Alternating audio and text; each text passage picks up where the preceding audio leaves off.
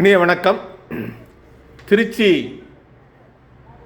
துறையூரில் காங்கிரசின் மூத்த தலைவர், நாடாளுமன்ற எதிர்க்கட்சி தலைவர் மதிப்பிற்குரிய ராகுல் காந்தி அவர்கள் தேர்தல் பரப்புரையை மேற்கொண்டு வருகிறார்.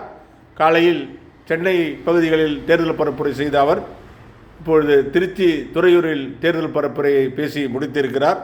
அவர் கூட்டத்திலே பேசியதாவது, நாடாளுமன்றத்தில் எதிர்க்கட்சிகளை கண்டு பாஜக அஞ்சி நடுங்குகிறது என்ற கருத்தை சொல்லியிருக்கிறார். மேலும் நாட்டில் ஸ்திரத்தன்மையை குலைக்க பாஜக முயற்சி செய்கிறது என்ற குற்றச்சாட்டையும் சொல்லியிருக்கிறார். இன்றைய அதிமுக பாஜகவின் முகமூடியாக செயல்படுகிறது என்று குறிப்பிட்டு சொல்லியிருக்கிறார். ஒரு காலத்தில் வலுவாக இருந்த அதிமுக தன்னுடைய ஊழலால் பாஜகவிடம் சிக்கிக்கொண்டு திணறிக் கொண்டிருக்கிறது என்ற குறிப்பிட்டு சொல்லியிருக்கிறார். முதல்வர் ஸ்டாலினை பாஜகவால் பணிய வைக்க முடியாது என்ற கருத்தை அழுத்தம் திருத்தமாக சொல்லியிருக்கிறார். முதல்வர் ஸ்டாலினை பாஜகவால் பணி வைக்க முடியாது என்ற கருத்தை சொல்லியிருக்கிறார். தமிழ்நாட்டில் சமூக நீதி வரலாறு பாஜகவை எரிச்சலடைய வைக்கிறது என்று குறிப்பிட்டு சொல்லியிருக்கிறார். பாஜக தமிழ்நாட்டின் மொழி, கலாச்சாரம், பண்பாட்டை வெறுக்கிறது என்பதை குறிப்பிட்டு சொல்லியிருக்கிறார்.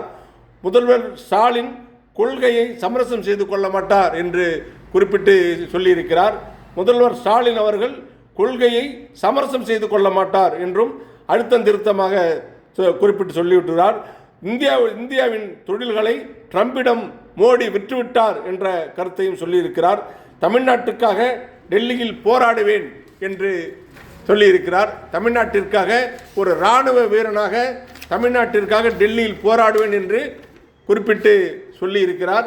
இதே போன்ற பல கருத்துக்களை ராகுல் காந்தி அவர்கள் குறிப்பிட்டு தேர்தல் பரப்புரையில் பேசியிருக்கிறார். இந்த திராவிட முன்னேற்ற கழக ஜனநாயக முற்போக்கு கூட்டணி வெற்றி பெற வேண்டும், அது நீண்டகால உறவு, அதை யாரும் குலைக்க முடியாது என்ற குறிப்பிட்டு பேசியிருக்கிறார்.